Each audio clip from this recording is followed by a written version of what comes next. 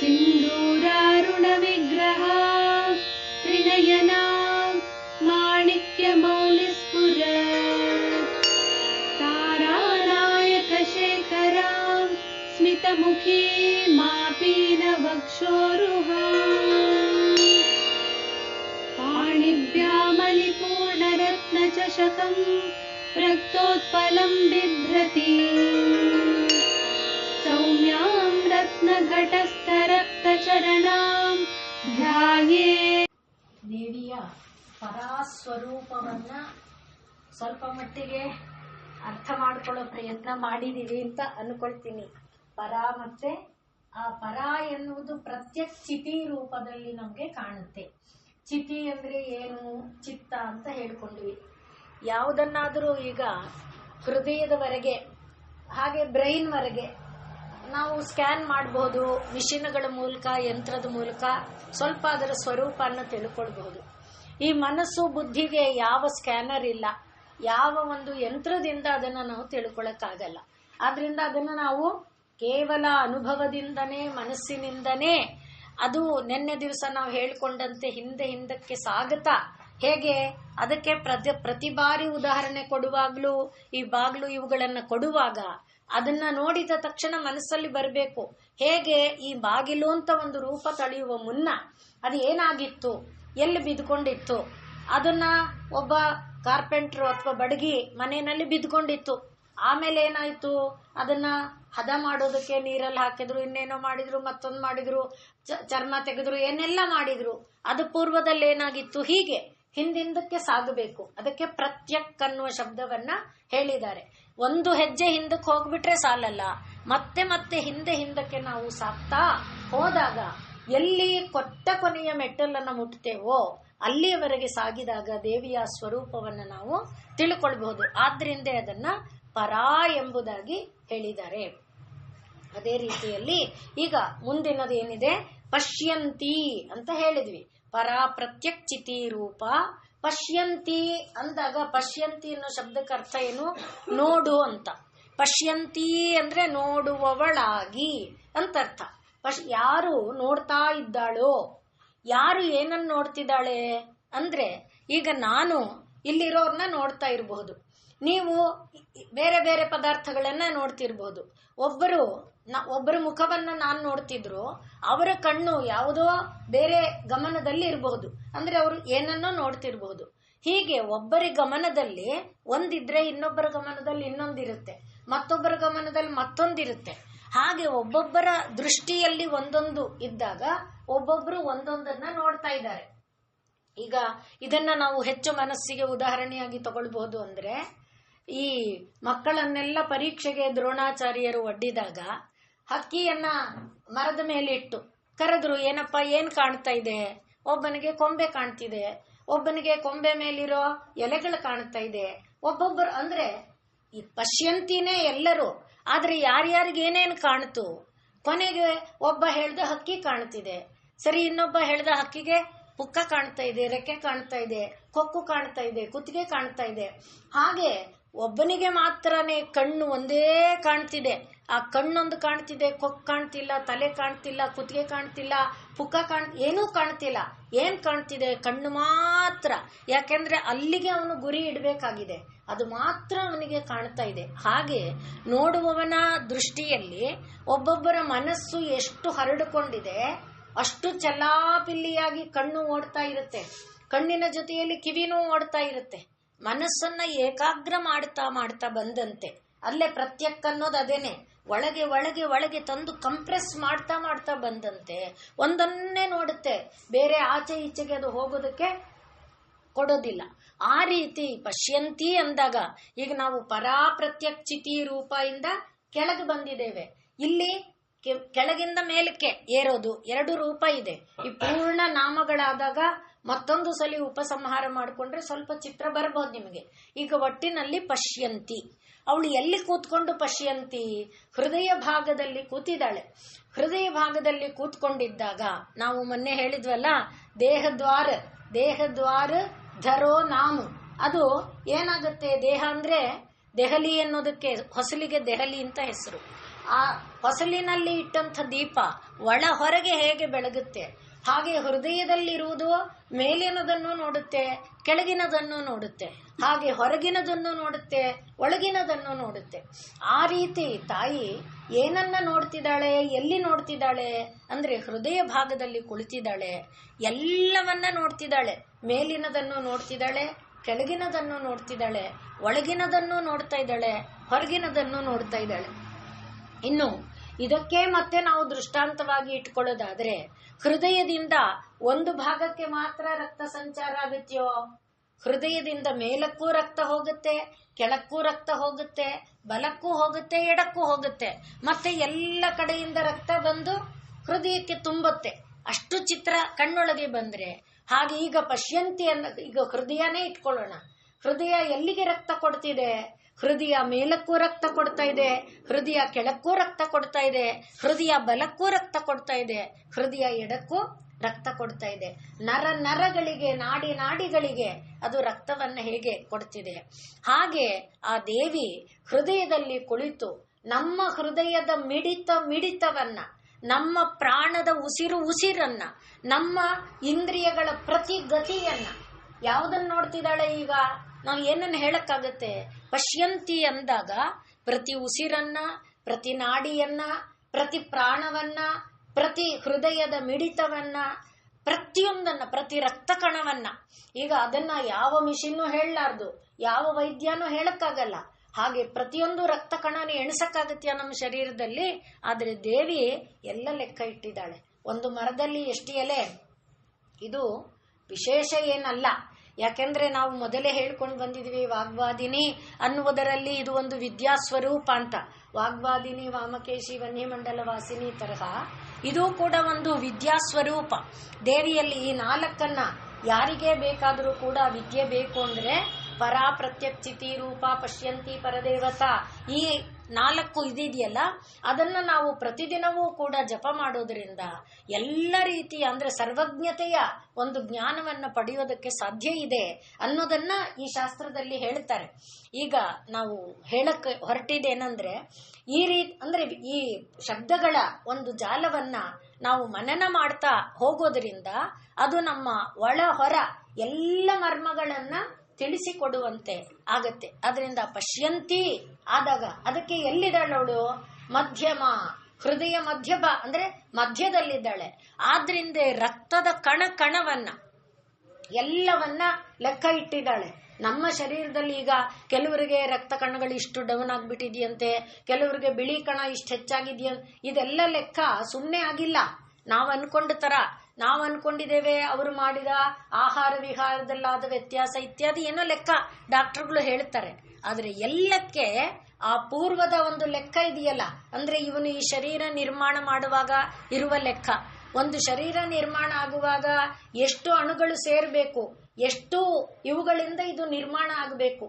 ಈಗ ರಾಮ್ಲಲ್ಲಾನೇ ತಗೊಳ್ಳಿ, ಒಬ್ಬೊಬ್ರು ಒಂದೊಂದು ನಿರ್ಮಾಣ ಮಾಡಿದ್ರೆ ಯಾಕೆ ಇವನದನ್ನೇ ಆರಿಸಿದ್ರು ಅಂದಾಗ ಅದಕ್ಕಿರುವ ಪ್ರಮಾಣ ಇದೆಯಲ್ಲ, ಆ ಪ್ರಮಾಣಗಳ ಲೆಕ್ಕ ತಾಯಿಗೆ ನನ್ನ ಒಂದು ಶರೀರ ಅಲ್ಲ, ಎಷ್ಟು ಕೋಟಿ ಶರೀರ ಇದೆ, ಎಷ್ಟು ಕೋಟಿ ಇರುವೆಗಳಿದೆ.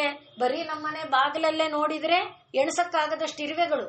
ಅಂದ್ರೆ ತಾಯಿ ಪ್ರತಿ ಶರೀರದ ಪ್ರತಿ ಕಣವನ್ನ, ಒಂದು ಕಣ ಅಲ್ಲ, ಅದನ್ನ ಇದಕ್ಕೆ ನಾ ಹೇಳಕ್ ಹೊರಟಿದ್ದು, ಇದು ಒಂದು ವಿದ್ಯೆ. ಇದನ್ನ ನಳ ಇದನ್ನಲ್ವಾ, ನಳ ದಮಯಂತಿಯನ್ನ ಕಳ್ಕೊಂಡು ಅನ್ನೋದಕ್ಕಿಂತ ತಾನೇ ದಮಯಂತಿ ಅವನ ಜೊತೆಯಲ್ಲಿ ಇರುವ ಭಾವದಿಂದಾನೇ ಹೋಗಿದ್ದಾಳೆ. ನಳ ಜೂಜಿನಲ್ಲಿ ಸೋತೋದಾಗ ದಾರಿಯಲ್ಲಿ ಕಾಡಿನಲ್ಲಿ ನಳನಿಗೆ ಅನ್ನಿಸ್ತು, ಅದು ಯಾವ ಜಾಗಕ್ಕೆ ಬಂದಿದ್ದಾನೆ, ಎಲ್ಲಾ ಕಡೆಯಲ್ಲಿ ಜನರ ಮನಸ್ಸಿನಲ್ಲಿ ತಪ್ಪು ಹುಡುಕೋದು ಕಾಣುತ್ತೆ. ದಮಯಂತಿ ಕೂಡ ನಳನನ್ನ ತಪ್ಪಾಗಿ ಅಂದಿದ್ದಾಳೆ. ಆದರೆ ಅವನು ಎಲ್ಲಿಗೆ ಬಂದಿದ್ದಾನೆ? ಒಂದು ರಸ್ತೆ ವಿಭಾಗ ಆಗುವ ಜಾಗಕ್ಕೆ ಬಂದಿದ್ದಾನೆ. ಅಲ್ಲಿ ಇದ್ದು ಹೇಳ್ತಾ ಇದ್ದಾನೆ, ನೋಡಮ್ಮ, ಹೀಗೆ ಎಡಗಡೆಗೆ ಹೋದ್ರೆ ನಿಮ್ಮ ಅಪ್ಪನ ಊರು ಸಿಕ್ಕತ್ತೆ, ನೀನು ನಿನ್ನ ಅಪ್ಪನ ಊರಿಗೆ ಹೋಗು, ನೆಮ್ಮದಿಯಾಗಿ ಅಪ್ಪನ ಮನೆಯಲ್ಲಿರು, ನಾನು ಈ ಕಷ್ಟ ಏನು ಬಂದಿದೆ ಅದನ್ನು ಕಳ್ಕೊಂಡು ಮತ್ತೆ ನಿನ್ನ ಬಳಿಗೆ ಬರ್ತೀನಿ ಅಂತ ಹೇಳಿ, ಅಂದ್ರೆ ಭದ್ರತೆಯ ಜಾಗಕ್ಕೆ ಬಂದಿದ್ದಾನೆ. ರಾಮನ ವಿಷಯದಲ್ಲೂ ಇದೆಯಲ್ಲ ಈ ಮಾತುಗಳದು, ಈಗ ಬೇಡ. ಒಟ್ನಲ್ಲಿ ಹಾಗೆ ಬಂದಂತ ನಳ ಇವಳು ಒಪ್ಕೊಳ್ಳಿಲ್ಲ. ಇಲ್ಲ, ಕಷ್ಟ ಸುಖದಲ್ಲಿ ಹೇಗೆ ಸೀತೆ ವಾದ ಮಾಡಿದ್ಲು, ನಮ್ಮಪ್ಪ ನಿನ್ನನ್ನ ಮದುವೆ ಮಾಡಿಕೊಟ್ಟಿದ್ದು ಇದಕ್ಕೋಸ್ಕರನಾ ಅಂತ ಹೇಳಿದ್ಲು. ನಮ್ಮ ವಂಶ ಈ ತರದ್ದಲ್ಲ, ಆದ್ರಿಂದ ಕಷ್ಟ ಸುಖದಲ್ಲಿ ನಾನು ಭಾಗಿಯಾಗಿರ್ತೇನೆ, ಆದ್ರಿಂದ ನಾನು ಕಾಡಿಗೆ ಬರ್ತೇನೆ. ಹಾಗೆ ದಮಯಂತಿ ಕೂಡ ನಾನು ನಿನ್ನ ಜೊತೆಯಲ್ಲಿ ಇರ್ತೇನೆ ಅಂತ ವಾದ ಮಾಡಿದಾಗ ಏನೇನು ವಿಪತ್ತುಗಳು ಬರುತ್ತೆ ಗೊತ್ತಿಲ್ಲ. ಆದ್ರಿಂದ ಇವನು ಯೋಚನೆ ಮಾಡಿ ಮಾಡಿ ಮಾಡಿ ಕೊನೆಗೆ ರಾತ್ರಿಯಲ್ಲಿ ಅವಳು ಸ್ವಲ್ಪ ಆಳವಾದ ನಿದ್ದೆಯಲ್ಲಿರುವಾಗ ತನ್ನದೇ ಆದ ಕತ್ತಿಯಿಂದ ಒಂದೇ ಬಟ್ಟೆ ಸುತ್ತಕೊಂಡಿರ್ತಾರೆ ಪಾಪ, ಬಟ್ಟೆಗೂ ಗತಿ ಇಲ್ಲದ ಇದರೊಳಗೆ ಆ ತನ್ನ ಬಟ್ಟೆಯನ್ನ ಅರ್ಧ ಸೀರೆ ಕತ್ತರಿಸಿ ಅವನು ಹೋಗ್ತಾನೆ. ಈಗ ದಮಯಂತಿಗೆ ಬೇರೆ ದಾರಿ ಇಲ್ಲ, ಹಾಗಾಗಿ ಅವಳು ಮನೆಗೆ ಬಂದ್ಲು, ತನ್ನ ತಂದೆ ಮನೆಗೆ. ಅದು ಕಷ್ಟದಿಂದಲೇ ಬಂದ್ಲು, ದಾರಿಯಲ್ಲಿ ಬಹಳ ಕಷ್ಟ ಅನುಭವಿಸಿದ್ಲು. ಇವನು ಹೋಗ್ತಾ ಇರುವಾಗ ದಾರಿಯಲ್ಲಿ ಒಂದು ಕಾಡ್ಗಿಚ್ಚು ಇದ್ಬಿಟ್ಟಿತ್ತು. ಆ ಕಾಡ್ಗಿಚ್ಚಿನಲ್ಲಿ ಕಾಪಾಡಿ ಕಾಪಾಡಿ ಕಾಪಾಡಿ ಅನ್ನುವ ಶಬ್ದ ಕೇಳ್ತಾ ಇತ್ತು. ಯಾರೋ ಕಷ್ಟದಲ್ಲಿ ಸಿಕ್ಕೊಂಡಿದಾರಲ್ಲ ಅಂತ ಇವನು ಕಾಡ್ಗಿಚ್ಚು ಒಳಗೆ ನುಗ್ಗದ. ಅದು ನೋಡಿದ್ರೆ ಒಂದು ದೊಡ್ಡ ಹೆಬ್ಬಾವು, ಅದು ನನ್ನ ಕಾಪಾಡು ಅಂತ ಕೇಳ್ತಿತ್ತು. ಸರಿ, ಇವನು ಆ ಹೆಬ್ಬಾವನ್ನ ಎತ್ಕೊಂಡು ಬಂದು ಆಚೆ ಬಿಟ್ಟ. ಕಾಡ್ಗಿಚ್ಚಿನಿಂದ ಆಚೆ ಬಿಟ್ಟು ಹೋಗಕ್ ಹೋದ್ರೆ, ನಾನ್ ನಿನಗೇನಾದ್ರೂ ವರ ಕೊಡ್ತೇನೆ ನನ್ನ ನೀನು ಉಳಿಸಿದ್ದಕ್ಕೆ, ನಿನಗೇನ್ ಬೇಕು, ನನಗ್ ಬೇಕಾದ್ದೇನಿಲ್ಲ ಅಂತ ಅವನು ಹೇಳ್ದ. ಕೊನೆಗೆ ನೀನು 10 ಎಣಸು, ನಾನ್ ನಿನಗೆ ಒಳ್ಳೇದನ್ನ ಮಾಡ್ತೀನಿ ಅಂತ ಹೇಳಿತು. ಆಗ ಇವನು 1 2 3 4 ಅಂತ ಹೇಳ್ತಾ ದಶ ಅಂದ. ದಶ ಅನ್ನುವುದಕ್ಕೆ 10 ಅಂತನೂ ಅರ್ಥ, ಕಚ್ಚು ಅಂತನೂ ಅರ್ಥ. ಆ ಹಾವು ಕಚ್ಚಿಬಿಡ್ತು. ನೀ ಕೇಳಿದದೇ ತಾನೆ ಅಂತ. ಆ ಹಾವು ಕಚ್ಚುತ್ತಿದ್ದಂತೆ ಅವನ ಶರೀರ, ನಳ, ಎಂಥ ಅದ್ಭುತವಾದ ಸೌಂದರ್ಯ. ಆ ನಳನ ಸೌಂದರ್ಯಕ್ಕೆ ಲೋಕ ಇದಾಗೋ ಅಂಥ ಸೌಂದರ್ಯದಿಂದ ಕೂಡಿದ ನಳ ವಿಕಾರ ರೂಪವನ್ನ ಹೊಂದ್ಬಿಟ್ಟ. ಆದ್ರೆ ಅದು ಹೇಳಿತು, ನಾನ್ ನಿನಗೊಂದು ಬಟ್ಟೆ ಕೊಡ್ತೇನೆ, ನಿನಗೆ ಯಾವತ್ತೂ ಈ ವಿಕಾರ ರೂಪ ಬೇಡ ಅನ್ಸುತ್ತೆ ಅವತ್ತು ಆ ಬಟ್ಟೆಯನ್ನು ಧರಿಸ್ಕೋ, ಆಗ ನೀನು ಮತ್ತೆ ಮಾಮೂಲಿ. ನೋಡಿ, ಉಪಕಾರ ಮಾಡಿದ್ದಕ್ಕೆ ರಾಮಾಯಣದಲ್ಲೂ ಈ ಮಾತಿದೆ, ಕೃತೇಹಿ ಪ್ರತಿಕರ್ತವ್ಯಂ. ಯಾರು ಉಪಕಾರ ಮಾಡಿದ್ದಾರೆ ಅವರಿಗೆ ಪ್ರತಿಕಾರವನ್ನು ಮಾಡಬೇಕು, ಉಪಕಾರವನ್ನು ಮಾಡಬೇಕು. ಏಷ ಧರ್ಮ ಸನಾತನಃ, ಇದು ಸನಾತನವಾದಂಥ ಒಂದು ಧರ್ಮ. ಆದ್ರಿಂದ ಇದು ಉಪಕಾರ ಪಡ್ಕೊಂಡಿದ್ದಲ್ಲ, ಅವನಿಗೆ ಒಳ್ಳೇದ್ ಮಾಡಕ್ಕೇನೆ ಅದು ಕೂಕೊಂಡಿರೋದು, ಕಾಪಾಡು ಕಾಪಾಡು ಅಂತ. ಇದರ ಲೆಕ್ಕಾಚಾರ ಎಲ್ಲ ಲೆಕ್ಕಾಚಾರನೇ.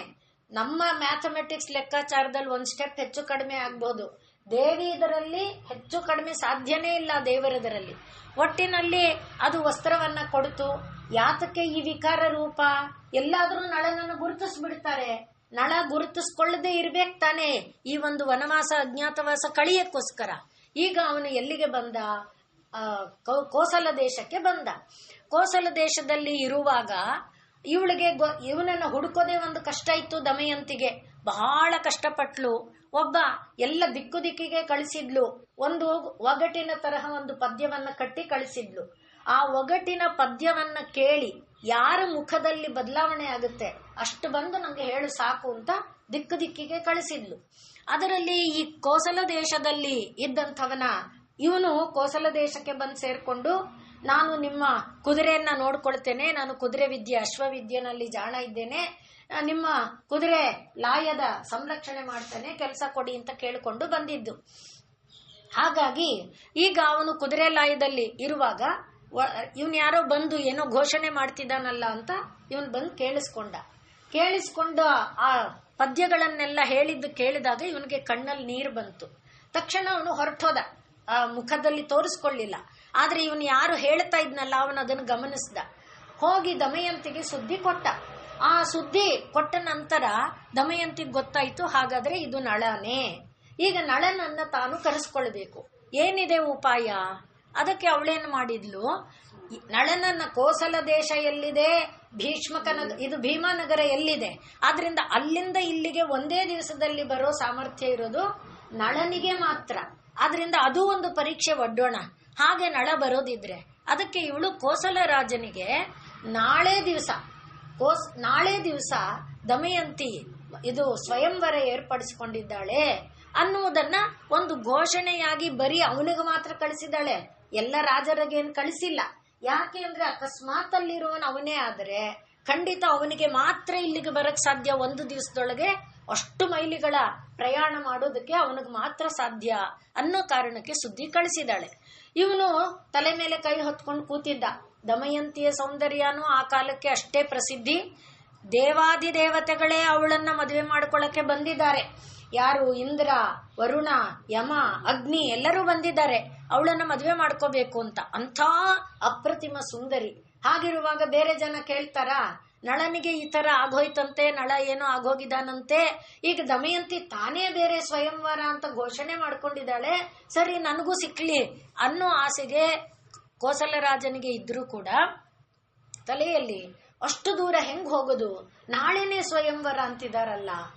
ಆಗ ಇವನು ಹೇಳ್ತಾನೆ, ಅದಕ್ಕೇನು ನಾನು ಕರ್ಕೊಂಡು ಹೋಗ್ತೀನಿ ನಿಮ್ನ, ಅಷ್ಟು ದೂರವನ್ನ ನಾನು ಮುಟ್ಟಿಸ್ಕೊಡ್ತೀನಿ ಅಂತ ಇವನು ಹೇಳ್ತಾನೆ.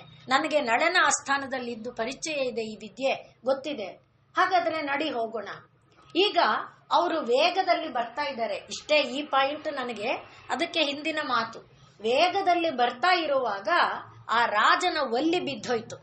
ಇವನು ರಾಜ ಹೇಳ್ದ, ನಾನು ಒಲ್ಲಿ ಬಿದ್ದೋಯ್ತು, ಅಯ್ಯೋ ನಾವ್ ಇವಾಗ 100 ಕಿಲೋಮೀಟರ್ ಮುಂದೆ ಬಂದ್ಬಿಟ್ಟಿದ್ದೇವೆ ಅಂತ. ಅಷ್ಟು ದೂರ ಅಂದ್ರೆ ಒಲ್ಲಿ ಬಿತ್ತು ಅಂತ ಎಷ್ಟು ಸೆಕೆಂಡ್ ಆಗಿರ್ಬೋದು ಹೇಳಿ? ಒಲ್ಲಿ ಬಿದ್ದು ನನ್ನ ಒಲ್ಲಿ ಬಿದ್ದೋಯ್ತು ಅನ್ಬೇಕಾದ್ರೆ ಅರ್ಧ ಸೆಕೆಂಡು ಇಲ್ಲ. ಅಷ್ಟರಲ್ಲಿ ನಾವು 100 ಕಿಲೋಮೀಟರ್ ದೂರ ಬಂದಾಗ ಹೋಗಿದೆ ನಿನ್ನ ಒಲ್ಲಿನ.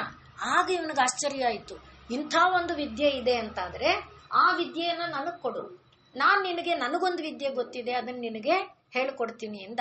ಏನ ವಿದ್ಯೆ ಅಂದ್ರೆ, ಒಂದು ಮರದಲ್ಲಿ ಎಷ್ಟು ಎಲೆ, ಎಷ್ಟು ಹೂವು, ಎಷ್ಟು ಕಾಯಿ, ಎಷ್ಟು ಹೀಚು, ಎಷ್ಟು ಒಂದು ಯಾರಿಗಾದ್ರೂ ಎಣಸಕ್ ಸಾಧ್ಯನಾ? ಇದು ಒಂದು ವಿದ್ಯೆ. ಈ ಮಾತು ಇದು ಪಶ್ಯಂತಿ ಅನ್ಬೇಕಾದ್ರೆ ಆ ದೇವಿಗೆ ಮಾತ್ರ ಅದು ಸಾಧ್ಯ ಇದೆ. ಅಂಥ ಒಂದು ವಿದ್ಯೆಯನ್ನ ಕಲಿಬೇಕಾದ್ರೆ ಆ ಪರಮಾತ್ಮನ ಕೃಪೆ ಇರಬೇಕು. ಅಂಥ ಒಂದು ವಿದ್ಯೆ ನನ್ನ ಹತ್ರ ಇದೆ, ನಾನು ಆ ವಿದ್ಯೆ ನಿನಗ್ ಕೊಡ್ತೇನೆ, ನೀನ್ ಈ ವಿದ್ಯೆ ನನಗ್ ಕೊಡು ಅಂತ ಹೇಳಿ ಆ ಗಣಿತ ಶಾಸ್ತ್ರ, ಅದರಿಂದನೇ ಪುಷ್ಕರ ಇವನ ತಮ್ಮ, ಇವನಿಗೆ ಮೋಸ ಮಾಡಿದ್ನಲ್ಲ ನಳನ ತಮ್ಮ, ಅವನನ್ನ ಆ ವಿದ್ಯೆಯಿಂದನೇ ಗೆದ್ದು ಲೋಕದಲ್ಲಿ ಮತ್ತೆ ಧರ್ಮ ಸ್ಥಾಪನೆ ಮಾಡ್ತಾನೆ. ಆದ್ದರಿಂದ ಅಂದ್ರೆ ಒಂದು ಮರದಲ್ಲಿರುವ ಎಲೆಗಳನ್ನ ಗಣನೆ ಮಾಡೋದೇ ಅಂಥ ಒಂದು ವಿದ್ಯೆ. ದೇವಿಯ ಒಂದು ಶಕ್ತಿಯಿಂದ, ದೇವಿಯನ್ನ ಆರಾಧನೆ ಮಾಡುವುದರಿಂದ ಒಬ್ಬ ಪಡಿಬಹುದು. ಈಗ ಒಬ್ಬನಿಗೆ ಒಂದು ಮರದ ವಿದ್ಯೆ, ಎಷ್ಟು ಮರ ಇದೆ ಕಾಡಲ್ಲಿ, ಒಂದೊಂದು ಮರದ ಒಂದೊಂದು ಎಲೆ, ಆ ಎಲೆನಲ್ಲಿ ಏನು ಕಣ್ಣು, ನೀವು ಮರಗಳನ್ನ ಅದಕ್ಕೆ ನಾ ಮತ್ತೆ ಹೇಳ್ತೀನಿ, ಗಮನಿಸಿದ್ರೆ ಒಂದ್ ಸಣ್ಣ ಕಣ್ಣಿರುತ್ತೆ, 2 ದಿನಕ್ಕೆ ಒಂಚೂರ್ ಮುಂದೆ ಬಂದಂಗಾಗಿರುತ್ತೆ, 3 ದಿನಕ್ಕೆ ಒಂಚೂರ್ ಬಂದು ಹೀಗ ಗೆರೆ ಕಾಣುತ್ತೆ, 4 ದಿವಸ 5 ದಿವಸ ಆಗುವ ಹೀಗಂದಂಗ್ ಕಾಣುತ್ತೆ. ಅದೇ 1 ವಾರ 10 ದಿವಸಕ್ಕೆ ಇಷ್ಟು ದೂರ ಬಂದು ಒಂದು ಕಡ್ಡಿಯಾಗಿ ಎಲೆ, ಅಂದ್ರೆ ಅಷ್ಟು ಲೆಕ್ಕನೂ ಅವಳಿಗಿದೆ, ಯಾವ ಲೆಕ್ಕನೂ ಸುಮ್ಮನೆ ಬಿಟ್ಟಿಲ್ಲ. ಹಾಗಿರುವಾಗ ಶರೀರದಲ್ಲಿರುವ ರಕ್ತದ ಕಣ ಇವನಿಗೆ ಇಷ್ಟಕ್ಕೆ ಇಷ್ಟು ರಕ್ತ ಆಗಬೇಕು, ಇವನಿಗೆ ಇಷ್ಟು ಕಣ ಇಷ್ಟು ಕುಗ್ಗಬೇಕು, ಇಷ್ಟು ಏರ್ಬೇಕು, ಪ್ರತಿ ಲೆಕ್ಕ ಇರಬೇಕಂದ್ರೆ ಅದು ಎಂಥ ಮೇಧೆ ಆಗಿರ್ಬೇಕು. ಅಂಥ ಮೇಧೆ ಎಲ್ಲಿದೆ? ಪಶ್ಯಂತಿ ಎನ್ನುವ ಆ ದೇವಿಯ ಸ್ವರೂಪದಲ್ಲಿದೆ. ಅದರಿಂದಲೇ ಪಶ್ಯತಿ ಸರ್ವಂ. ಅವಳ ಆ ಪಶ್ಯಂತಿ ಅನ್ನುವ ನಾಮಕ್ಕೆ ವಿವರಣೆ ಏನು? ಪಶ್ಯತಿ ಸರ್ವಂ ಎಲ್ಲಿ? ಸ್ವಾತ್ಮನಿ. ಅವಳು ನಿಮ್ಮ ಹೃದಯದೊಳಗೆ ಬಂದು ಕೂತ್ಕೊಂಡು ನಿಮ್ಮನ್ನ ನೋಡ್ತಿಲ್ಲ, ತನ್ನೊಳಗೆ ಕೂತ್ಕೊಂಡು ಎಲ್ಲರನ್ನೂ ನೋಡ್ತಿದ್ದಾಳೆ, ಯಾರನ್ನು ಬಿಟ್ಟಿಲ್ಲ ಅವಳು. ಸ್ವಾತ್ಮನಿ ಪಶ್ಯತಿ ಸರ್ವಂ ಸ್ವಾತ್ಮನಿ. ಹೇಗೆ? ಕರಣಾನಾಂ, ಒಬ್ಬೊಬ್ಬರ ಇಂದ್ರಿಯ, ಅದು ಆ ಕರಣಗಳಲ್ಲಿ ಒಂದು ಕುಣಿತ ನಡೀತಿದೆಯಲ್ಲ. ಕಣ್ಣಿಗೆ ಮಾತಾಡಕ್ ಗೊತ್ತಿಲ್ಲ, ಆದ್ರೆ ಕಣ್ಣಿಗೆ ನೋಡ್ಬೇಕಿದೆ ತಾನೆ, ಅದು ಮಾತಾಡಿಲ್ಲ. ಆದ್ರೆ ಕರಣಾನಾಂ ಸುರಣ, ರಣ ಅಂದ್ರೆ ಶಬ್ದ. ಆ ಇಂದ್ರಿಯಗಳ, ನಾವು ಇದನ್ನೆಲ್ಲ ಅಬ್ಸರ್ವ್ ಮಾಡಿದ್ರೆ ಮಾತ್ರ ಗೊತ್ತಾಗುತ್ತೆ. ನಾವು ಅನ್ಕೊಂಡಿರ್ತೇವೆ ನಾವು ಸುಮ್ಮನೆ ಮೌನವಾಗಿದ್ದೀವಿ, ಬೆಡ್ ರೆಸ್ಟ್ ಅಂತಾರಲ್ಲ, ಎಷ್ಟೆಷ್ಟು ಕುಣಿಯುತ್ತೆ ಯೋಚನೆ ಮಾಡಿ. ನಮಗೆ ಜ್ವರ ಬಂದೋ ಏನೋ ಬಂದು ಮಲಗಿದ್ರೆ ಎಷ್ಟು ತರಹ ಹಾರ್ತಿರುತ್ತೆ ಅಲ್ವಾ? ಕಣ್ಣು, ಮೂಗು, ಕಿವಿ, ಬಾಯಿ ಎಲ್ಲ ಹಾರ್ತಿರುತ್ತೆ. ಪ್ರತಿಯೊಂದಕ್ಕೂ ಹಾರಾಟ ಇಲ್ಲ, ಆದರೆ ಹಾರ್ತಿರುತ್ತೆ. ಆ ರೀತಿಯ ಕರಣಾನಾಂ ಸುರಣ, ಇಂದ್ರಿಯಗಳ ಪ್ರತಿ ಶಬ್ದ ಒಂದು ಪ್ರಾಣಿಯದಲ್ಲ, ಅದೆಲ್ಲವನ್ನೂ ಕೂಡ ಅವಳು ನೋಡ್ತಾ ಇರ್ತಾಳೆ. ಆದ್ರಿಂದ ಅವಳಿಗೆ ಉತ್ತೀರ್ಣ ಎಂಬುದಾಗಿ ಕೂಡ ಹೆಸರು. ಪಶ್ಯಂತಿ ಎಂದ್ರು ಒಂದೇ, ಉತ್ತೀರ್ಣ ಎಂಬುದಾಗಿ ಹೇಳಿದ್ರು ಕೂಡ ಒಂದೇ. ಯಾರು? ಪಶ್ಯತಿ ಸರ್ವಂ ಸ್ವಾತ್ಮನಿ, ತನ್ನೊಳಗೆ ತಾನು ಕೂತ್ಕೊಂಡು ಸಕಲ ವಿಶ್ವಾಂಡ ಬ್ರಹ್ಮಾಂಡಗಳ ಜೀವ ಕೋಟಿಗಳ ಕರಣಾನಾಂ ಸುರಣಾನಿ, ಎಲ್ಲ ಇಂದ್ರಿಯಗಳ ಪ್ರತಿ ಶಬ್ದಗಳನ್ನ ಕರಣಾನಾಂ ಸುರಣಿಮಪಿ, ಆದ್ರಿಂದ ಅವಳನ್ನ ಉತ್ತೀರ್ಣ ಯದುತ್ತೀರ್ಣ, ಅವಳನ್ನೇ ತೇನೇಯಂ ಪಶ್ಯಂತಿ, ಆ ಕಾರಣದಿಂದಲೇ ಇವಳಿಗೆ ಪಶ್ಯಂತಿ ಎಂಬುದಾಗಿಯೂ ಕೂಡ ಹೆಸರು. ತೇನೇಯಂ ಪಶ್ಯಂತಿ ಇತಿ ಉತ್ತೀರ್ಣ ಇತಿ, ಅದೇ ಕಾರಣದಿಂದ ಇವಳನ್ನು ಉತ್ತೀರ್ಣ. ಯಾಕೆಂದ್ರೆ ಎಲ್ಲವನ್ನ ದಾಟಿ ನೋಡಬಲ್ಲಳು. ಅವಳು ಕೂತಿರೋದೆಲ್ಲಿ? ಕೈಲಾಸದಲ್ಲಲ್ಲ, ವೈಕುಂಠದಲ್ಲಲ್ಲ, ಸತ್ಯಲೋಕದಲ್ಲಲ್ಲ, ಎಲ್ಲ ಮೀರಿದ ಪರಾ ಜಾಗದಲ್ಲಿ ಕೂತಿದ್ದಾಳೆ. ಆದ್ರೆ ಉತ್ತೀರ್ಣ, ಎಲ್ಲವನ್ನ ದಾಟಿ ಭೇದಿಸಿ ಶರೀರವನ್ನ ಭೇದಿಸಿ, ಕಣ್ಣನ್ನ ಭೇದಿಸಿ, ಮನಸ್ಸನ್ನ ಭೇದಿಸಿ, ಬುದ್ಧಿ ಹಾಗೆ ಎಲ್ಲವನ್ನ ಭೇದಿಸಿ ನೋಡಬಲ್ಲವಳು. ಆದ್ರಿಂದ ಪಶ್ಯಂತಿ, ಅವಳು ಉತ್ತೀರ್ಣ, ಎಲ್ಲವನ್ನ ದಾಟಿ. ಆದ್ರಿಂದ ಇವಳನ್ನ ಪಶ್ಯಂತಿ ಇತಿ ಉದೀರ್ಯತೆ, ಆದ್ರಿಂದ ಇವಳಿಗೆ ಪಶ್ಯಂತಿ ಎಂಬುದಾಗಿ ಹೆಸರು.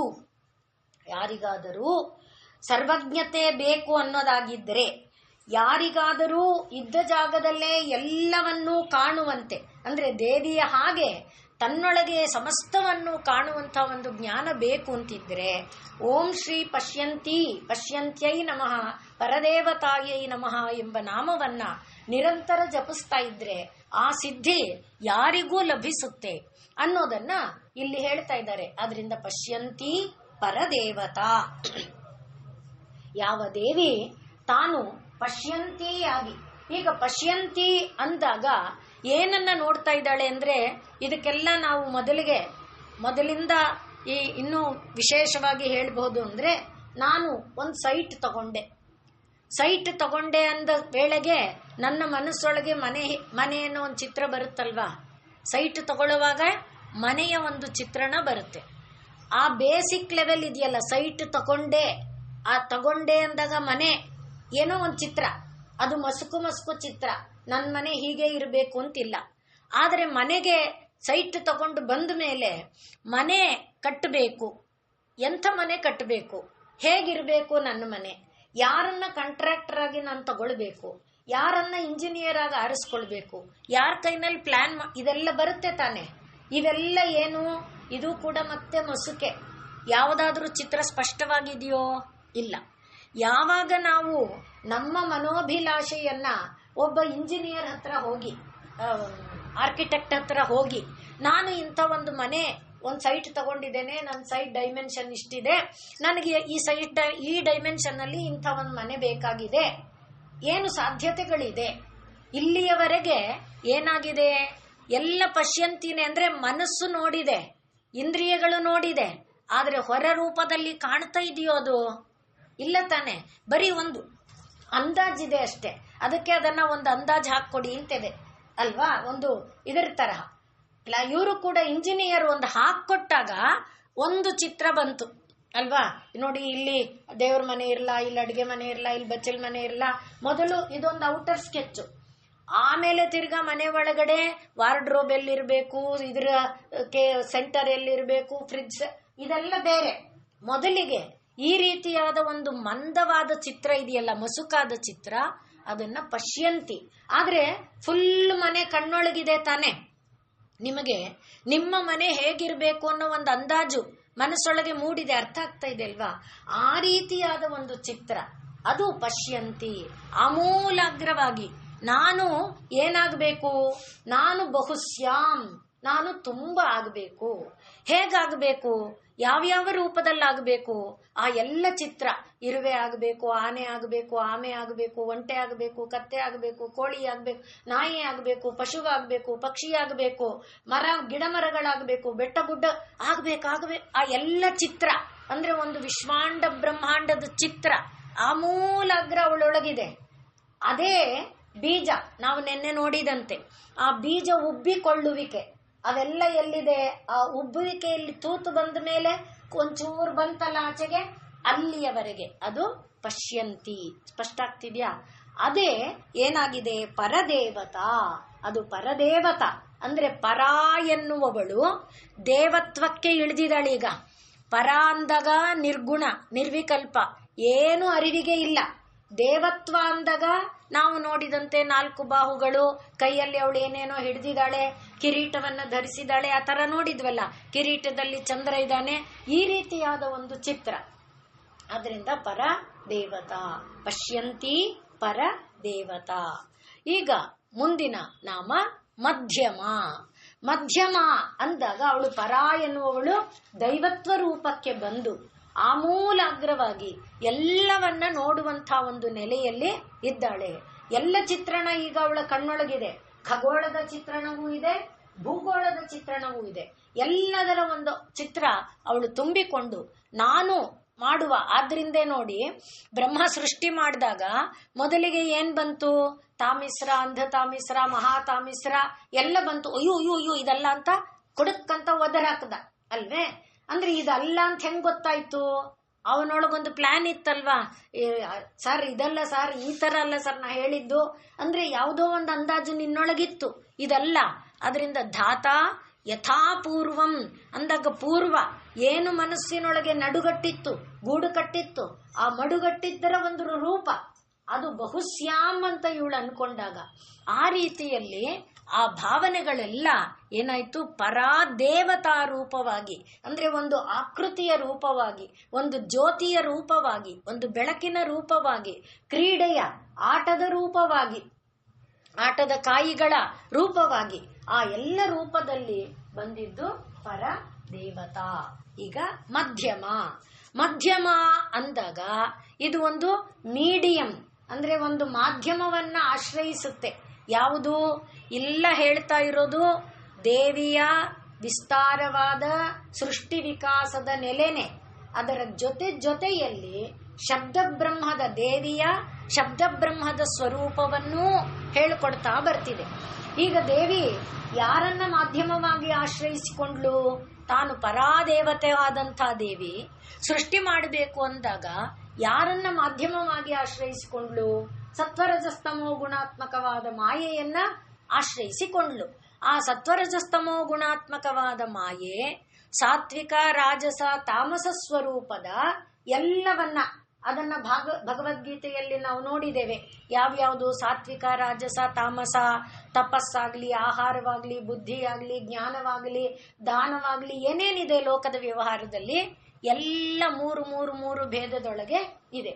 ಆ ರೀತಿಯಾದಂಥ ಒಂದು ಮಾಧ್ಯಮ ಇದೆಯಲ್ಲ, ಅಂದ್ರೆ ಸತ್ವರಜಸ್ತಮೋ ಗುಣಗಳೆಂಬ ಮಾಧ್ಯಮವನ್ನ ಆಶ್ರಯಿಸಿ ತನ್ಮೂಲಕ ತಾನು ಈ ವಿಶ್ವಾಂಡ ಬ್ರಹ್ಮಾಂಡದ ಸ್ವರೂಪವನ್ನ ಒಂದು ಪ್ಲಾನ್ ಮಾಡಿಕೊಂಡು ಅನ್ಕೋತಿದ್ದಾಳಲ್ಲ, ಅದೀಗ ನಮಗೆ ಮಾಧ್ಯಮವಾಗಿ ಬರ್ತಾ ಇದೆ.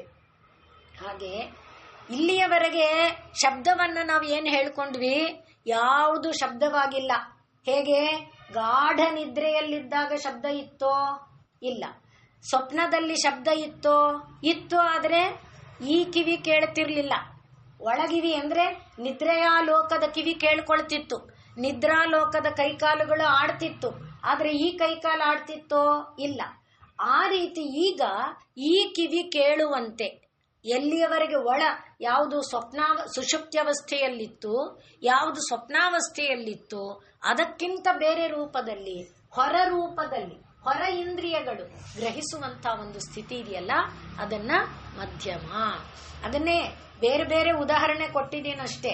ಯಾವುದನ್ನ ಆರ್ಕಿಟೆಕ್ಟ್ ಉದಾಹರಣೆ ಇರಬಹುದು, ಮರದ ಉದಾಹರಣೆ ಇರಬಹುದು, ನೆನ್ನೆ ಕೊಟ್ಟ ಮರದ ಯಾವುದೇ ಉದಾಹರಣೆಯಾಗಿದ್ರೂ ಕೂಡ ವಿಷಯ ನಿಮ್ಮ ಮನಸ್ಸೊಳಗೆ ಬರೋಕ್ಕೆ ನಾ ಇಷ್ಟು ಉದಾಹರಣೆ ಕೊಟ್ಟಿರೋದು.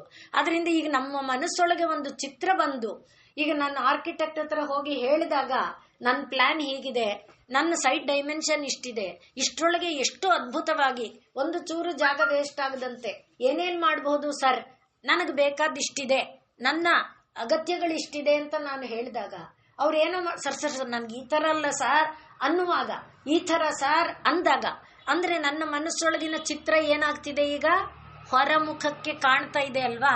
ಆ ಹೊರಮುಖಕ್ಕೆ ಕಾಣುವ ಆ ಚಿತ್ರಗಳನ್ನ ಮಧ್ಯಮ. ಹಾಗೆ ದೇವಿ ಯಾವ ಯಾವ ಬ್ರಹ್ಮ ರೂಪ ತಳೆದ್ಲು, ವಿಷ್ಣು ರೂಪ ತಳೆದ್ಲು, ರುದ್ರ ರೂಪ ತಳೆದ್ಲು, ಇಂದ್ರ, ವರುಣ, ಯಮ, ಪ್ರಾಜಾಪತ್ಯಾದಿ ರೂಪಗಳನ್ನ ತಳೆದ್ಲು. ಇವೆಲ್ಲ ಈಗ ಮಾಧ್ಯಮ. ಆದ್ರೆ ವಿಶ್ವ ಆಯ್ತೋ? ಇಲ್ಲ. ಅವೆಲ್ಲ ವಿಶ್ವರೂಪ ತಳೆಯಕ್ಕಿನ್ನೂ ಎಷ್ಟೋ ದೂರ ಇದೆ.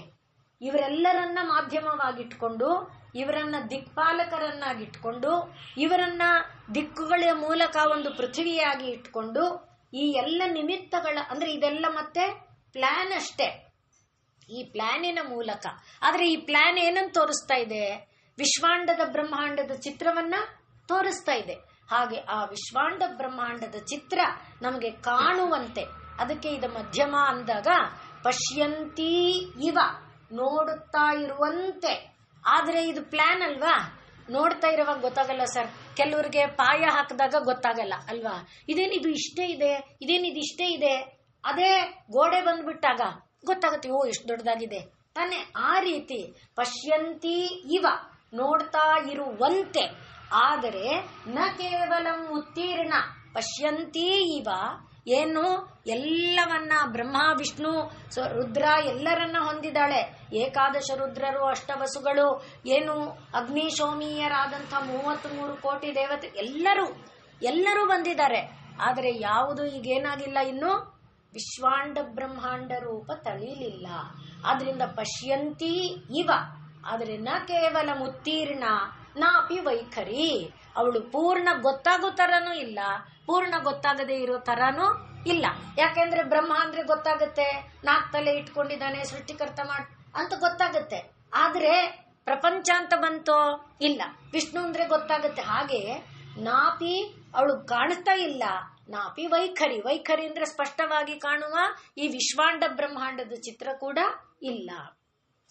ಆದ್ರಿಂದ ಸ್ಫುಟತರ ನಿಖಿಲ ಅವಯವ ಎಲ್ಲ ಈಗ ಆ ಅಂದ್ರೆ ಹೇಗೆ, ಹೀಗೆ ಬಂದು ಅಲ್ವಾ, ಹೀಗೆ ಬಂದು ತಲೆ ಮೇಲೊಂದು ಕೊಟ್ರೆ ಆ ಈ ಒಂದು ಚಿತ್ರ ನಮ್ಮೊಳಗೆ ಬರ್ತಾ ಇದೆಯಲ್ಲ, ಆ ರೀತಿ ಸ್ಫುಟತರ ನಿಖಿಲ ಅವಯವ, ಸ್ಪಷ್ಟವಾಗಿರುವ ಎಲ್ಲ ಅವಯವ.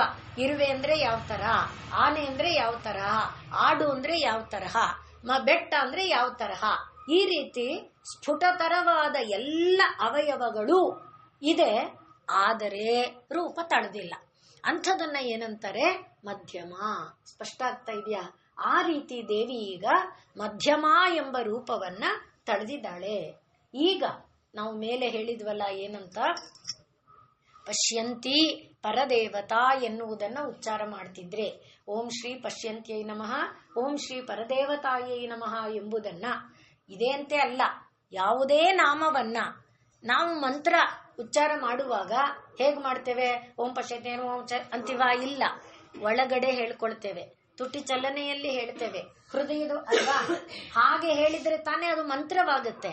ಆ ಮಂತ್ರ ಜಪಿಸ್ತಾ ಈಗ ಪಶ್ಯಂತ್ಯ ಎನ್ನುವಾಗ ಪ ಅನ್ನುವುದಕ್ಕೆ ಹೀಗೆ ಶ ಯಾ ಅಲ್ವಾ, ಈ ರೀತಿ ಒಂದು ಆಕಾರ ಇದೆಯಲ್ಲ, ಅದರಂತೆ ಪಶ್ಯಂತಿ ಅನ್ನುವುದಕ್ಕೊಂದು ಆಕಾರ ಇದೆ. ಅಂದ್ರೆ ಆ ದೇವಿಗೆ, ಯಾವ ದೇವಿ ಪಶ್ಯಂತಿ ಎಂಬ ರೂಪದಲ್ಲಿದ್ದಾಳೆ, ಆ ರೂಪಕ್ಕೊಂದು ಆಕಾರ ಇದೆ. ಅದೆಲ್ಲ ಯಾವಾಗ ತಳೆಯುತ್ತೆ? ನಾನು ಜಪಿಸ್ತಾ ಆ ಜಪಿಸುವ ಅಕ್ಷರಗಳೇ ಮಂತ್ರ ರೂಪ ತಳೆಯುತ್ತೆ. ಇದೆಲ್ಲ ನಿಮಗೂ ನಮಗೂ ಆಗಿರುತ್ತೆ, ನಾವು ಭಾವಿಸಲ್ಲ, ಅದರಿಂದ ಗೊತ್ತಾಗಿರಲ್ಲ ಅಷ್ಟೇ. ಭಾವಿಸಿದ್ರೇನೆ ಗೊತ್ತಾಗೋದು. ಅದಕ್ಕೆ ನಾನು ಹಿಂದೆ ಉದಾಹರಣೆ ಹೇಳಿದ್ದೆ ನೋಡಿ, ಈ ನಮ್ಮ ಭಾರವಿಗೆ ಊಟದಲ್ಲಿ ಅಮ್ಮ ಇವತ್ತು ಅಮ್ಮ ಊಟ ಯಾಕೋ ಕಹಿ ಅಂದಾಗ, ಅಂದ್ರೆ ಇಷ್ಟು ದಿನ ಅಮ್ಮ ಬಡಿಸಿದ್ದೇನಾಗಿತ್ತು? ಬೇವಿನ ಎಣ್ಣೆನೆ. ಇವತ್ತು ಮಾತ್ರ ಯಾಕೆ ಕಹಿ ಆಯ್ತು? ಭಾವನೆ ಇಲ್ಲಿಗೆ ಬಂತು. ಭಾವಿಸಿದಾಗ ಮಾತ್ರ ಗೊತ್ತಾಗುತ್ತೆ, ಭಾವಿಸದೇ ಇದ್ರೆ ಗೊತ್ತಾಗಲ್ಲ. ನಾನು 100 ಲಕ್ಷ ಜಪ ಮಾಡಿದ್ರೆ ಅದರ ಫಲ ಎಲ್ಲೂ ಹೋಗಲ್ಲಪ್ಪ, ಇದ್ದೇ ಇದೆ ನಿನ್ನ ಹತ್ರ.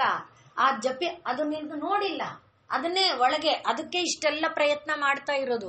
ಅದನ್ನು ಒಳಗೆ ತಿರುಗಿಸಿದಾಗ ನಮಗೆ ಗೊತ್ತಾಗುತ್ತೆ, ಭಾವಿಸಿದಾಗ ಗೊತ್ತಾಗುತ್ತೆ, ಭಾವಿಸಿದಾಗ ರೋಮಾಂಚವಾಗುತ್ತೆ, ಬೆನ್ನಿನಲ್ಲಿ ಚಳುಕು ಬರುತ್ತೆ, ಏನೋ ಕಾಣುತ್ತಲ್ಲ ಅದು. ಆದ್ರಿಂದ ಇಲ್ಲಿ ಯಾವ ಮಂತ್ರವನ್ನ ಜಪಿಸ್ತಾ ಆ ಮಂತ್ರ ಏನಾಗುತ್ತೆ? ಅಕ್ಷರ ಮಂತ್ರವಾಗುತ್ತೆ. ಮಂತ್ರವು ಜಪದ ಮೂಲಕ ಮಂತ್ರವಾಗಿದ್ದು ದೇವತಾ ಸ್ವರೂಪವಾಗುತ್ತೆ. ದೇವತಾ ಸ್ವರೂಪವೇ ನಮಗೆ ವರವನ್ನ ಕೊಡುವಂಥ, ನಾವು ಬಯಸಿದ್ದನ್ನ ಕೊಡುವಂಥ ಶಕ್ತಿ ಉಳ್ಳದ್ದಾಗುತ್ತೆ. ಶಕ್ತಿ ಎಲ್ಲ ಕೇಂದ್ರೀಕರಿಸುತ್ತೆ. ಆದರೆ ನಾವು ಮಾಡಿದ್ದೆಷ್ಟು? ತುಟಿ ಚಲನೆ ಮಾತ್ರ ಅಂತ. ಆದರೆ ಆ ತುಟಿ ಚಲನೆ ಒಳಗಡೆ ಇದರಲ್ಲಿ ಎಲ್ಲಾದ್ರೂ ಏನಾದ್ರೂ ಕಾಣ್ತಿದ್ಯೋ? ಇನ್ನು ಯಾರಾದ್ರೂ ಜನ ಇದ್ರೆ ತುಟಿನೂ ಚಲಿಸಲ್ಲ ನಾವು. ಅಲ್ವಾ? ಕೈಯಲ್ಲಿ ಮಣಿ ಚಲನೆ ಮಾಡೋರು ಕೆಲವರು ಇರ್ತಾರೆ. ಆ ಮಣಿಗೂ ಒಂದು ಚೀಲ ಹಾಕೊಂಡು ಚಲನೆ ಮಾಡ್ತಾರೆ. ಅಂದ್ರೆ ಅದು ಕಾಣದೇ ಇರುವಂತೆ, ಅದು ಇಲ್ಲದಂತೆ ಹಾಗೇ ಮಾಡಿದ್ರೆ ಯಾರಿಗೂ ಏನೂ ಗೊತ್ತಾಗ್ತಿಲ್ಲ, ನನಗೂ ಗೊತ್ತಾಗ್ತಿಲ್ಲ. ಆದರೆ ಹಾಗೆ ಮಾಡಿದ್ದು ಒಳಗೆ ಒಳಗೆ ಒಳಗೆ ಒಳಗೆ ಕೆಲಸ ಮಾಡ್ತಾ ಮಾಡ್ತಾ ಅದೇ ಏನಾಗುತ್ತೆ, ದೇವತಾ ರೂಪವನ್ನ ತಳೆಯುತ್ತೆ. ಮಂತ್ರ ರೂಪವನ್ನ ತಳೀತಾ ಮಂತ್ರವೇ ದೇವತಾ ರೂಪ ಆಗುತ್ತೆ. ಇದು ಸುಮ್ಮನೆ ಆಡುವ ಮಾತಲ್ಲ. ಇದನ್ನ ಪರೀಕ್ಷೆ ಮಾಡಿರುವಂತ ಜರ್ಮನಿ ದೇಶದಲ್ಲಿ ಪರೀಕ್ಷೆ ಮಾಡಿ ಅದನ್ನ ಪ್ರಸಿದ್ಧವಾದ ಇದರಲ್ಲಿ ಪ್ರಕಟ ಕೂಡ ಮಾಡಿದ್ದಾರೆ. ಅಂದ್ರೆ ಶಬ್ದ ತರಂಗಗಳಿಗೆ ಒಂದು ಆಕಾರ ಇದೆ. ಓಂಕಾರವನ್ನ ಪ್ಲೇ ಮಾಡ್ತಾ ಮಾಡ್ತಾ ಮಾಡ್ತಾ ಆ ಓಂಕಾರದ ಅಂದ್ರೆ ಯಾವುದೋ ಒಂದು ಇದರಲ್ಲಿ ಪ್ಲೇ ಮಾಡ್ತಾ ಒಂದು ಖಾಲಿ ಇದು ಬಿಟ್ಟಿದ್ರೆ ಹೇಗೆ, ಈ ಪ್ರೊಜೆಕ್ಟರ್ ಮೂಲಕ ನಾವು ಬಿಡೋದು ಬೆಳಕು ಮಾತ್ರ ಅಲ್ವಾ? ಪ್ರೊಜೆಕ್ಟರ್ ಅಲ್ಲಿ ಏನಿರುತ್ತೆ, ಬಲ್ಬ್ ಮಾತ್ರನೇ. ಆ ಇದರಲ್ಲಿ ಏನಿರುತ್ತೆ, ಸ್ಕ್ರೀನ್ ಅಲ್ಲಿ ಏನಿರುತ್ತೆ, ಬರೀ ಬೆಳ್ಳಿ ಪರ್ದೆ ಮಾತ್ರ. ಆದ್ರೆ ಇಷ್ಟು ಸಾವಿರ ಚಿತ್ರಗಳು ಬಂತಲ್ಲ, ಎಷ್ಟು ಸಿನಿಮಾಗಳು ಬಂತು, ಎಷ್ಟು ಸಿನಿಮಾಗಳು, ಅದೆಲ್ಲ ಎಲ್ಲಿಂದ ಬಂದಿದ್ದು? ಅದೊಂದು ಮಾಧ್ಯಮನ ಆಶ್ರಯಿಸ್ತಲ್ವಾ? ಹಾಗೆ ಈ ತರಂಗಗಳು, ಅದನ್ನ ತರಂಗನ ನಾವು ಹಾಕಿ ಬಿಟ್ಟು ಬಿಟ್ರೆ ಆ ತರಂಗ ಸುತ್ತುತ್ತಾ ಸುತ್ತುತ್ತಾ ಸುತ್ತುತ್ತಾ ಸುತ್ತುತ್ತಾ ಓಂ ಓಂ ಓಂ ಓಂ ಅದು ಅಂತ ಅಂತ ಅಂತ ಅದು ತಾನೇ ಸುತ್ತಿ ಕೃಷ್ಣನ ರೂಪ ತಳೆದಿದ್ದ ಚಿತ್ರ ಬಂದಿರೋದನ್ನ ಪ್ರಕಟ ಮಾಡಿದ್ದಾರೆ. ಅಂದ್ರೆ ಒಂದು ಅಕ್ಷರಕ್ಕೆ ಒಂದು ಯಾವ ರೂಪ ಬರುತ್ತೆ, ಭಂಗಿ ಬರುತ್ತೆ. ಓಂಕಾರಕ್ಕೆ ಗಣಪತಿ ರೂಪನೂ ಇದೆ. ಗಣಪತಿ ಪ್ರತಿಮೆಯನ್ನ ನಾವು ನೋಡಿದಾಗ ನಮಗ್ ಗೊತ್ತಾಗುತ್ತೆ. ಕೃಷ್ಣನಲ್ಲಿ ಕೂಡ ಆ ರೂಪ ಇದೆ. ಅಂದ್ರೆ ಆ ರೂಪ ಅಂದ್ರೆ ಆ ಅಕ್ಷರಕ್ಕೆ ಆ ರೂಪ ಇದೆ ಅಂತ. ಆದ್ರಿಂದ ನಮ್ಮಲ್ಲಿ ಇದಕ್ಕೆ ಒಂದು ಶಾಸ್ತ್ರ ಇದೆ. ಪ್ರತಿಯೊಂದು ಅಕ್ಷರ ಅದು ಯಾಕೆ ಆನ ಹೀಗೆ ಬರೀಬೇಕು ಅಲ್ವಾ? ಹಾಗೆ ಪ್ರತಿಯೊಂದು ಅಕ್ಷರಕ್ಕೆ ನಿಯಮ ಇದೆ. ಅದು ಎಲ್ಲಿ ಬಗ್ಗಬೇಕು, ಎಲ್ಲಿ ಏಳ್ಬೇಕು, ಎಲ್ಲಿ ಇಳಿಬೇಕು, ಆ ಇಳಿದಿದ್ರಿಂದ ಏನು ಅರ್ಥ ಇದೆ, ಏರಿದ್ರಿಂದ ಏನು ಅರ್ಥ ಇದೆ, ಅಲ್ಲಿ ಯಾವ ಯಾವ ದೇವತೆಗಳಿದ್ದಾರೆ. ಬರೀ ಆ ಅನ್ನುವ ಅಕ್ಷರವನ್ನ ನಾವು ಹೇಳಿದ್ರೆ ಅಕ್ಷರಾಣಂ ಅಕಾರೋಸ್ಮಿ ಅಂತ ಪರಮಾತ್ಮ ಹೇಳಿದಾನೆ. ಆದರೆ ಬರೀ ಅಕಾರದಲ್ಲಿ ಅಕಾರ ಒಂದೇ ಇಲ್ಲ. ಅಕಾರ ಇಲ್ಲಿ ಕೆಳಗಿದೆಯಲ್ಲ ಬಗ್ಗಿ, ಅಂದ್ರೆ ಸಂಸ್ಕೃತ ಆಕಾರ, ಕನ್ನಡ ಅಲ್ಲ. ಅದರಲ್ಲೂ ಕೂಡ ಒಂದು ಗುಂಡೇನೆ ಇರೋದು. ಫಸ್ಟ್ ಕನ್ನಡದಲ್ಲೂ ಒಂದು ವೃತ್ತ ಮತ್ತೆ ಇಳಿಯಾಯ್ತು.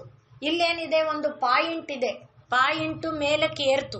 ಅಂದ್ರೆ ಬ್ರಹ್ಮತತ್ವ ವಿಕಾಸಗೊಳ್ತಾ ಬಂತು. ಇಲ್ಲಿ ಬ್ರಹ್ಮ ಇದೆ, ಇಲ್ಲಿ ವಿಕಾಸ ಬಂದಾಗ ಇಲ್ಲಿ ವಿಷ್ಣು ಇದ್ದಾನೆ. ಹೀಗೆ ಬಂದಾಗ ನಾನು ಹೇಳ್ತಿಲ್ಲ, ಇದು ಶಾಸ್ತ್ರ. ಅಂದ್ರೆ ಒಂದೇ ಅಕಾರದಲ್ಲಿ ಎಲ್ಲಾ ದೇವತೆಗಳಿದ್ದಾರೆ. ಆದ್ರಿಂದಲೇ ಅವನು ಅಕ್ಷರಾಣಂ ಅಕಾರೋಸ್ಮಿ ಎಂದಿದ್ದಾನೆ. ಅಕಾರ ಒಂದೇ ಎಲ್ಲ ಅಕ್ಷರಗಳಿಗೆ ಮೂಲ ಪ್ರಾಣವಾಗಿದೆ. ಅಕಾರದಿಂದ ಮುಂದಕ್ಕೆ ಬೇರೆ ಏನಿದೆ, ಆ ಆಗ್ಲಿ, ಈ ಆಗ್ಲಿ, ಈ ಆಗ್ಲಿ, ಉ ಎಲ್ಲ ಅಕ್ಷರಗಳು, ಹಾಗೆ ಕಾಖ ಗಗನ ಎಲ್ಲ ಅಕ್ಷರಗಳ ವಿಕಾಸಕ್ಕೆ ಇದು ಮೂಲ. ಆದ್ರಿಂದ ಈ ಅಕಾರದೊಳಗೆ ಎಲ್ಲಾ ದೇವಾದಿ ದೇವತೆಗಳನ್ನು ಚಿತ್ರಿಸಿ, ಅಂದ್ರೆ ಅದಿದೆ. ಆದ್ರಿಂದ ಒಂದೊಂದು ಅಕ್ಷರ ಒಂದೊಂದು ದೇವತೆಯ ನೆಲೆಮನೆ. ಆದ್ರಿಂದ ಇಲ್ಲಿ ಮಧ್ಯಮ ಅಂದಾಗ ಅಕ್ಷರಗಳನ್ನ ಮಾಧ್ಯಮವಾಗಿ ಇಟ್ಟುಕೊಂಡು ದೇವತೆ ತಾನು ಪ್ರತಿ ರೂಪ ತಳಿತಾಳೆ, ತನ್ನ ಒಂದು ಆಕೃತಿ. ಅದಕ್ಕೆ ಗುರುತಾಗೆ ನಾನು ಹೇಳಿದ್ದು ಜರ್ಮನಿ ದೇಶದಲ್ಲಿ ಮಾಡಿದ ಪ್ರಯೋಗವನ್ನ, ಒಂದು ಸೌಂಡ್ ಪ್ರೂಫ್ ರೂಮ್ ಒಳಗೆ ಇದನ್ನ ಪ್ಲೇ ಮಾಡಿ ತೋರಿಸಿದ್ದಾರೆ, ಅವರು ಪ್ರಕಟ ಮಾಡಿದ್ದಾರೆ. ಅದರ ಮೇಲೆ ಲೇಖನಗಳು ಕೂಡ ಬಂದಿದೆ. ಹಾಗಾಗಿ ಮಧ್ಯಮ ಅಂದಾಗ ಶಬ್ದ ತರಂಗಗಳು ಏನಾಗುತ್ತೆ, ಅಕ್ಷರ ರೂಪ ತಳೆಯುತ್ತೆ. ಶಬ್ದ ತರಂಗ ಅಕ್ಷರ ರೂಪ ತಳೆಯುತ್ತೆ. ನಾನೀಗ ಅಂತ ಇದ್ದೇನೆ, ಇದು ಪ್ರಾಣಾಯಾಮದಲ್ಲೂ ಒಂದು, ನಿಮಗೆಲ್ಲ ಗೊತ್ತಿದ್ರೆ ಅದು ಅಂದ್ರೆ ಅಂತ ಹೇಳ್ತಾ ಇರುವಾಗ ಏನಿದೆ, ಬರೀ ತರಂಗ ಇದೆ ಅಲ್ವಾ, ಶಬ್ದ ತರಂಗ ಇದೆ. ಅದು ಆ ತರಂಗ ಏನಾಗುತ್ತೆ, ಒಂದು ಸಂದರ್ಭ ಬಂದಾಗ ಆಕಾರವನ್ನ ತಳೆಯುತ್ತೆ. ಅದು ಯಾವ ಆಕಾರವನ್ನ ತಳೆಯುತ್ತೆ ಅಂದ್ರೆ ಈ ಆಕಾರವನ್ನೇ ತಳೆಯುತ್ತೆ. ಅದನ್ನು ಯಾರು ಕಂಡ್ರು? ಹೃದಯದಲ್ಲಿ ಋಷಿ ಮುನಿಗಳು ಕಂಡ್ರು. ಹಾಗೆ ಈ ಲಿಪಿಯನ್ನ ಕೊಟ್ಟಿರೋದು. ಈಗ ಲಿಪಿಯ ವಿಷಯದಲ್ಲಿ ಕೂಡ ಚರ್ಚೋಪಚರ್ಚೆಗಳು ನಡೆಯುತ್ತೆ. ದ್ರಾವಿಡ ಲಿಪಿ ಮೊದಲು, ಯಾವ ಲಿಪಿ ಮೊದಲಲ್ಲ, ಅಂತರಂಗದಲ್ಲಿ ಋಷಿ ಮುನಿಗಳು ಕಂಡ ಲಿಪಿ ಮೊದಲು. ಅದು ಮೊಟ್ಟ ಮೊದಲಿಗೆ ಹೊರ ಬಂದಿದ್ದು ಬ್ರಾಹ್ಮಿ ಬ್ರಾಹ್ಮಿ ಎನ್ನುವ ಲಿಪಿನೇ ಮೊಟ್ಟ ಮೊದಲನೆಯದು. ಆಮೇಲೆ ಖರೋಷ್ಠಿ ಎನ್ನುವ ಲಿಪಿ. ಬ್ರಾಹ್ಮಿ ಮತ್ತು ಖರೋಷ್ಠಿ ಲಿಪಿಗಳನ್ನ ಬೇಸಾಗಿ ಇಟ್ಕೊಂಡು ಮುಂದಿನ ಎಷ್ಟೋ ಲಿಪಿಗಳು, ನಾಗರಿ ಬಂತು, ನಾಗರಿಯಲ್ಲಿ ನಂದಿ ನಾಗರಿ, ನವನಾಗರಿ, ಶಾರದಾ ನಾಗರಿ, ಹೀಗೆ ಅನೇಕ ಲಿಪಿಗಳ ಇದೆ. ಆ ನಾಗರಿಗಳೇ ಕೊನೆಗೆ ಕನ್ನಡ, ತೆಲುಗು ಏನೇನು ಲಿಪಿಗಳು ಬಂದಿದೆ, ಎಲ್ಲಕ್ಕೆ ಮೂಲ ಮೊದಲು ಯಾವುದು? ಅಂತರಂಗನೇ, ಹೃದಯನೇ, ಅದೇ ಮಧ್ಯಮ. ಅದಕ್ಕೋಸ್ಕರ ಇಷ್ಟು ಪ್ರಯತ್ನ ಪಡ್ತಾ ಇರೋದು. ಆದ್ರಿಂದ ಮಧ್ಯಮ ಅಂದಾಗ ಶಬ್ದ ತರಂಗವನ್ನ ನಾವು ಹೇಳದೇನೆ, ಉಚ್ಚಾರ ಮಾಡದೇನೆ, ಒಳಗಡೆನೇ ಅಂತ ಇದ್ರೆ ಮಣಿಯನ್ನ ತಿರುಗಿಸ್ದೆ, ತುಟಿಯನ್ನ ಅಲುಗಿಸ್ದೆ, ಒಳಗಡೆನೇ ಅಂತಾನೆ ಇದ್ರೆ ಅದು ತಾನೇ ಏನಾಗುತ್ತೆ? ಆಕಾರವನ್ನ ತಳೆಯುತ್ತೆ. ಹಾಗೆ ಆಕಾರವನ್ನ ತಳೆದ ರೂಪ ಇದೆಯಲ್ಲ, ಅದು ಕಣ್ಣಿಗೆ ಕಾಣ್ತಾ ಇದೆಯೋ? ಇಲ್ಲ, ಒಳಗಡೆ ಇದೆ. ಆದ್ರಿಂದ ಅದನ್ನೇನಂತ ಕರೀತಾರೆ? ಮಧ್ಯಮ. ಸ್ಪಷ್ಟ ಆಯ್ತಾ? ಅದು ಮಧ್ಯಮ. ಆದ್ರಿಂದ ಅಂತಃ ಸಂಕಲ್ಪ ರೂಪ. ಈ ಮಧ್ಯಮ ಅನ್ನುವುದಕ್ಕೆ ಅಂತಹ ಸಂಕಲ್ಪ ರೂಪ. ಈಗ ನಾನು ಏನು ಹೇಳಿದೆ? ಪಶ್ಯಂತಿ ಮತ್ತು ಪರದೇವತಾ ಎನ್ನುವ ನಾಮವನ್ನ ಜಪಿಸ್ತಾ ಜಪಿಸ್ತಾ ಜಪಿಸ್ತಾ ದೇವಿ ಹೇಗೆ ಸರ್ವಜ್ಞಳಾಗಿ ಎಲ್ಲವನ್ನ ತಾನು ಕುಳಿತಿರುವ ಜಾಗದಿಂದಲೇ ಸ್ವಾತ್ಮನಿ ನೋಡ್ತಾಳೋ, ಹಾಗೆ ನಾನೂ ಕೂಡ ನೋಡಬಹುದು ಅನ್ನುವ ಒಂದು ಸಂಕಲ್ಪ. ಅದಕ್ಕಾಗಿ ನಾನು ಓಂ ಏನು ನಾಮ? ಪಶ್ಯಂತ್ಯೈ ನಮಃ, ಓಂ ಪಶ್ಯಂತ್ಯೈ ನಮಃ, ಓಂ ಪರದೇವತಾಯೈ ನಮಃ ಅನ್ನುವುದನ್ನ ಹೇಳ್ತಾ ಹೇಳ್ತಾ ಒಳಗಡೆ ನಾನು ಮಾಡ್ತಾ ಇದ್ದಾಗ ಅದು ಸಂಕಲ್ಪ, ಅಂತಃ ಸಂಕಲ್ಪ ರೂಪ. ನಾನೂ ಕೂಡ ದೇವಿಯಂತೆ ಸ್ವಾತ್ಮನಿ ಸರ್ವಜ್ಞ ರೂಪವ ಧಾರಿಯಾಗಬೇಕು ಅನ್ನುವ ಸಂಕಲ್ಪದಿಂದ ಒಳಗಡೆನೇ ನಾನು ಈ ನಾಮವನ್ನು ಜಪಿಸ್ತಾ ಜಪಿಸ್ತಾ ಇದ್ದರೆ ಅದೇನಾಗುತ್ತೆ? ಕ್ರಮರೂಪಾನುಪಾತಿನಿ, ಕ್ರಮವಾಗಿ ರೂಪವನ್ನ ತಳೆಯುತ್ತಾ ಬರುತ್ತೆ. ಯಾವುದು? ಓಂ ಪಶ್ಯಂತ್ಯೈ ನಮಃ, ಓಂ ಪರದೇವತಾಯೈ ನಮಃ ಅನ್ನುವ ನಾಮ ತಾನೇ ಕ್ರಮವಾಗಿ ಒಂದು ರೂಪವನ್ನ ತಳೀತಾ ಬರುತ್ತೆ. ಹೇಗೆ? ಪ್ರಾಣವೃತ್ತಿ, ಅದನ್ನೇ ಪ್ರಾಣಾಯಾಮದಲ್ಲೂ ಕೂಡ ಅದೇ ಇರೋದು. ಪ್ರಾಣವೃತ್ತಿಯನ್ನ ಆಶ್ರಯಿಸಿಕೊಂಡು ಓಂ ಪಶ್ಯಂತ್ಯೈ ನಮಃ, ಓಂ ಪರದೇವತಾಯೈ ನಮಃ, ಓಂ ಪಶ್ಯಂತ್ಯೈ ನಮಃ, ಓಂ ಅದನ್ನ ನಾನು ಮನಸ್ಸಿನೊಳಗೆ ಅಂತ ಅದು ತಾನೇ ರೂಪವನ್ನ ತಳೆಯುತ್ತೆ. ಹಾಗೆ ತಳೆದ ರೂಪವನ್ನೇ ಮಧ್ಯಮ ಎಂಬುದಾಗಿ ಕರೀತಾರೆ ಅನ್ನುವುದಾಗಿ ಶಾಸ್ತ್ರಗಳು ಅದನ್ನ ಹೇಳುತ್ತೆ. ಆದ್ರಿಂದ ಒಟ್ಟಿನಲ್ಲಿ ಮಧ್ಯಮ ಅಂದಾಗ ಅಕ್ಷರಗಳು ತರಂಗಾಂತರವಾಗಿ, ಶಬ್ದ ತರಂಗಾಂತರವಾಗಿದ್ದದ್ದು ಅಕ್ಷರ ರೂಪ ತಳೆದು, ಅಕ್ಷರವು ಉಚ್ಚಾರ ಮಾಡ್ತಾ ಮಾಡ್ತಾ ಮಂತ್ರ ಆಗುತ್ತೆ. ಪ್ರತಿ ಅಮಂತ್ರಮಕ್ಷರಂ ನಾಸ್ತಿ, ಮಂತ್ರವಲ್ಲದ ಅಕ್ಷರ ಇಲ್ಲ. ಆ ಅಕ್ಷರ ಮಂತ್ರ ಆಗಬೇಕಾದ್ರೆ ಹೇಳ್ತಿರ್ಬೇಕು ನೀನು, ಬರೀ ಅನೇ ಹೇಳ್ತಿರು. ಆದ್ರೆ ಅದು ಮಂತ್ರವಾಗಿ ಪರಿಣಾಮ ಆಗಕ್ಕೆ ಯಾವ ಮಾಧ್ಯಮ ಇದೆ?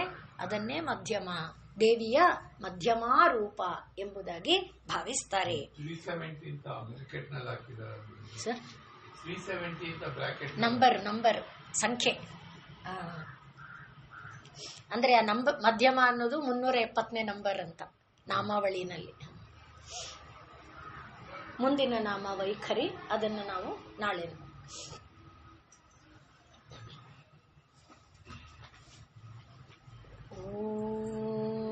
पूर्णमदः पूर्णमिदं पूर्णात् पूर्णमुदच्यते पूर्णस्य पूर्णमादाय पूर्णमेवावशिष्यते.